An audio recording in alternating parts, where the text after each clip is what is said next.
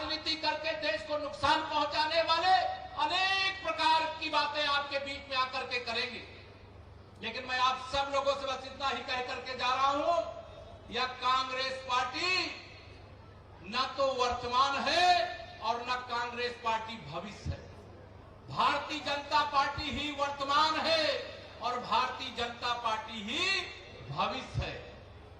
इसलिए आप सब लोग यह ध्यान में रखना, आज भी भारतीय जनता पार्टी है, आने वाले 23 में भी भाजपा और फिर 27 में भी भाजपा, फिर 24 में तो भाजपा आएगी, उसमें कोई शंका नहीं। 24 में भी भाजपा और फिर 29 में भी भाजपा। अभी एक अखबार में छपा था, आपने देखा होगा, एक देश एक चुनाव।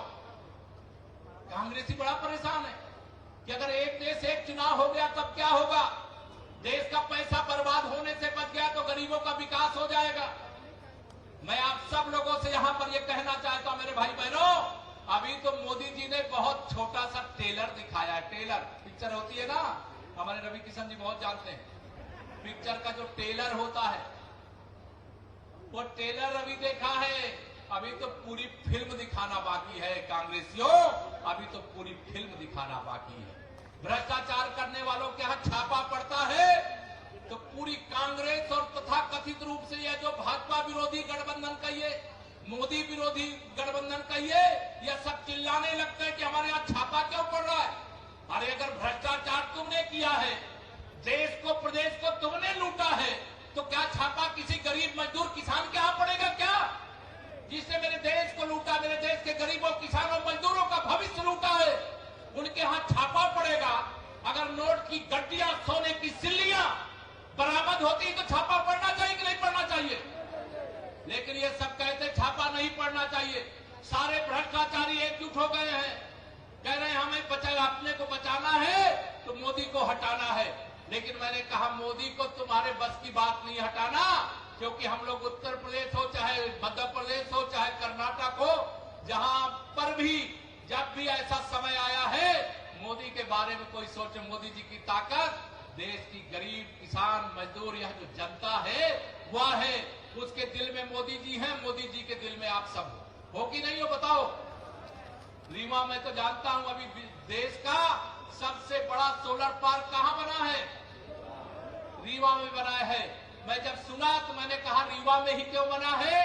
तो विकास की गारंटी भारतीय जनता पार्टी। महिला सशक्तिकरण का काम सबसे अच्छा कहां हो रहा है? उत्तर प्रदेश में भी हो रहा है, लेकिन मध्य प्रदेश में पहले से सरकार है। हम तो वहां 2017 से सरकार में आए, लेकिन हम उत्तर प्रदेश और मध्य प्रदेश में महिला सशक्तिकरण, गरीबों का सशक्तिकरण, किसानों की आमदनी बढ़ाने का काम। और मैं जानता हूं बाण सागर परियोजना का शुभारंभ जो कांग्रेस की तब की सरकार ने शुरू किया था, वो लुप्त पड़ी थी। लेकिन मुझे मालूम है बाण सागर परियोजना से रीवा के लाखों किसानों को फायदा हुआ है कि नहीं हुआ है? ये काम कौन करता? अगर कांग्रेस होती देश में और प्रदेश में तो अभी 50 साल और बीत जाता, लेकिन बाण सागर परियोजना चालू नहीं होती। मेरे भाई बहनों, मैं आप सब लोगों को आज यहां लंबी बातें न कह करके, बहुत सारी बातें आप सब लोगों ने सुना है। इस देश और इस प्रदेश के हित में, गरीब के हित में आप सबको आज एकजुट होकर के पूरी ताकत से लगने की जरूरत है। भारतीय जनता पार्टी जातिवाद नहीं करती, सबका साथ सबका विकास करती है।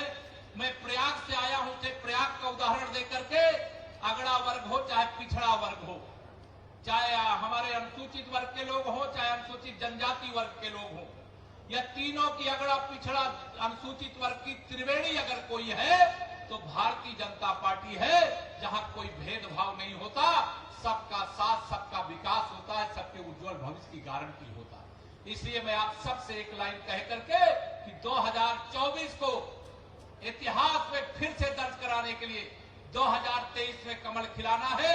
इसलिए मैं मोदी जी के नाम की एक लाइन कह करके अपनी बात पूरी करूंगा कि विश्वास करो तुम मोदी पर, यह नव युग का निर्माता है।